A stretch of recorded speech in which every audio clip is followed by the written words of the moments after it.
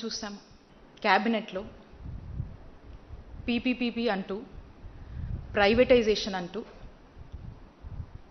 జగనన్న తీసుకొచ్చినటువంటి government medical కాలేజ్ని వాళ్ళ నిర్ణయంతో చంపేశారు. ఒక్కసారి ఈ రాష్ట్ర ప్రజలు ఆలోచించాలి. ఈ రాష్ట్రానికి ఒక గవర్నమెంట్ మెడికల్ కాలేజ్ తీసుకురావాలంటే ఎంత కష్టం ఉంటుందని. మనం చూసినట్టయితే 100 ఏళ్ల ఆంధ్రప్రదేశ్ చరిత్రలో మనకు 11 గవర్నమెంట్ మెడికల్ కాలేజెస్ అందుబాటులో ఉంటే 5 సంవత్సరాల జగనన్న కాలంలో ఈ రాష్ట్రంలో 17 కొత్త గవర్నమెంట్ మెడికల్ కాలేజీలు 8,500 కోట్లు ఖర్చు చేస్తూ ఈ రాష్ట్రంలో మెడికల్ కాలేజెస్ తీసుకురావాలని గవర్నమెంట్ పరిధిలో వాటిని ముందుకు తీసుకువెళ్ళి ఎంతోమంది వైద్య విద్య అభ్యసించాలని చెప్పి ఎదురుచూస్తున్నటువంటి విద్యార్థులకు, అలాగే ఈ ప్రాంత ప్రజలకు tertiary care services, super speciality వైద్య సేవలు ఆ ప్రాంతంలోనే ఎక్కడికక్కడ ఆ ప్రాంతంలోనే అందజేయాలి అనేటువంటి ఒక గొప్ప ఆలోచనతో ఈ కార్యక్రమానికి శ్రీకారం చుట్టారు.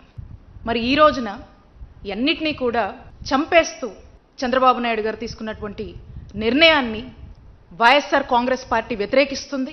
ప్రజల తరఫున వైఎస్ఆర్ కాంగ్రెస్ పార్టీ మరి ఈరోజు ఈ ప్రభుత్వాన్ని ప్రశ్నిస్తోంది.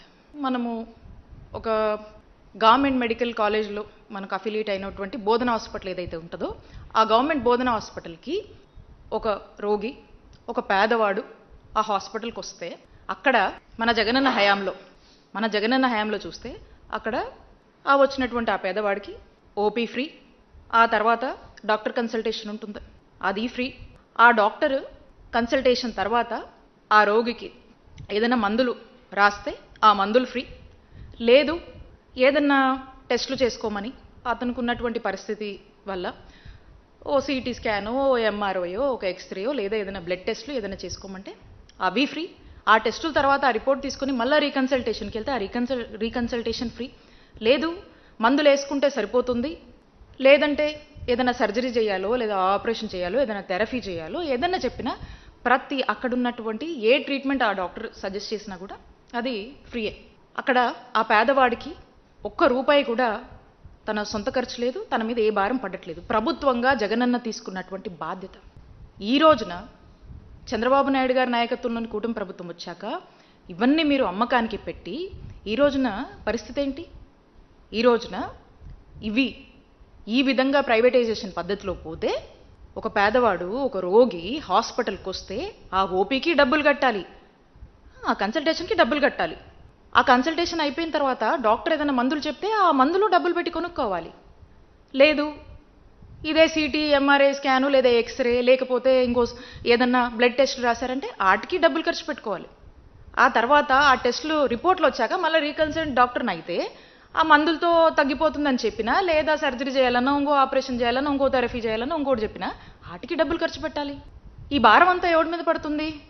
ఈ భారం అంతా ఆ పేదవాడి మీద పడుతుంది. దీనివల్ల ఆ పేదవాడి పరిస్థితి ఏంటి? అప్పుల పాలైపోతాడు, దిక్కుచోచని పరిస్థితిలోకి వెళ్ళిపోతాడు. ఈ భారం బాధ్యత గల ప్రభుత్వంగా మీది కాదా అని నేను ఈ కూటమి ప్రభుత్వాన్ని ప్రశ్నిస్తున్నాను.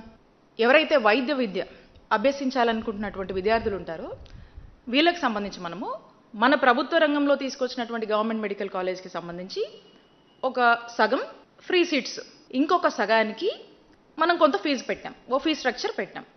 ఈ ఫీజు కూడా ఎందుకంటే ఈ సెల్ఫ్ ఫైనాన్సింగ్ పద్ధతి ఏంటంటే ఈ యొక్క మెడికల్ కాలేజ్ ఒక సర్వైవల్ కోసం, అంటే వాటికి సంబంధించినటువంటి ఫెసిలిటీస్ ఏమైతే కావాలో రెగ్యులర్గా వాటి రన్నింగ్ కోసం ఎక్కడ కూడా అంతరాయం కలగకుండా ఒక వరల్డ్ క్లాస్ ఫెసిలిటీస్తో చక్కటి వాళ్ళ యొక్క విద్యలు అభ్యసించడానికి ఎక్కడ కూడా ఇబ్బంది లేకుండా, అంతరాయం కలగకుండా ఈ యొక్క ఫెసిలిటీస్ ఎవరి మీద కూడా ఆధారపడకుండా అవి వాటంతటా అవి రన్ అయ్యేదానికి ఈ ఫీజు అనేది మనం పెట్టాం. ఇప్పుడు ఈ ప్రైవేటైజేషన్ పద్ధతిలో ఏమవుతుందన్న, ఈ ప్రైవేటైజేషన్ పద్ధతిలో ఇవే మెడికల్ కాలేజెస్ ఏమవుతాయంటే ఏవో కొన్ని సీట్లు ఫ్రీగా ఇస్తారు, ఇక మిగతా సీట్లన్నీ కొన్ని లక్షలకి, కోట్లకి అమ్ముకుంటారు.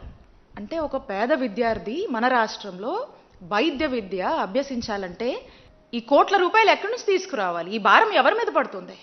ఒక్కొక్క మెడికల్ కాలేజ్కి మనము 500 కోట్లు బడ్జెట్ని మనం కేటాయించుకున్నాము. ఇంత కేటాయించి ఆల్రెడీ ఈ ల్యాండ్ కొంత ప్రభుత్వ ల్యాండ్, కొంత మనము అక్వైర్ చేసినటువంటి ల్యాండ్ పెద్ద ఎత్తున ఖర్చు చేసి ఈ ల్యాండ్ మనం లే చేసినటువంటి ఇన్ఫ్రాస్ట్రక్చర్ ఫెసిలిటీసు, మనం చేసినటువంటి రిక్రూట్మెంట్స్ ఇవన్నీ ఇలా ఉండగా దీన్నంతా కూడా చాలా చవక్కి ఈ ప్రైవేట్ వాళ్లకు అమ్ముకుంటూ ఒక వ్యాపారం చేస్తూ ఒక స్కామ్కి తెరలేపారు ఈ కూటమి ప్రభుత్వం. ప్రజల పక్షాన వైఎస్ఆర్ కాంగ్రెస్ పార్టీ డిమాండ్ చేస్తూ ఉంది, మేము ఈ ప్రైవేటైజేషన్ పద్ధతిని వైఎస్ఆర్ కాంగ్రెస్ పార్టీ వ్యతిరేకిస్తుంది. నిన్న మా నాయకుడు జగన్మోహన్ రెడ్డి గారు స్పష్టంగా వారి యొక్క స్టాండ్ని తెలియజేశారు. వారు అడిగిన ప్రశ్నలకి ఎవ్వరు కూడా సమాధానం చెప్పట్లే. ఎవరో ఒకరు సమాధానం చెప్పండి.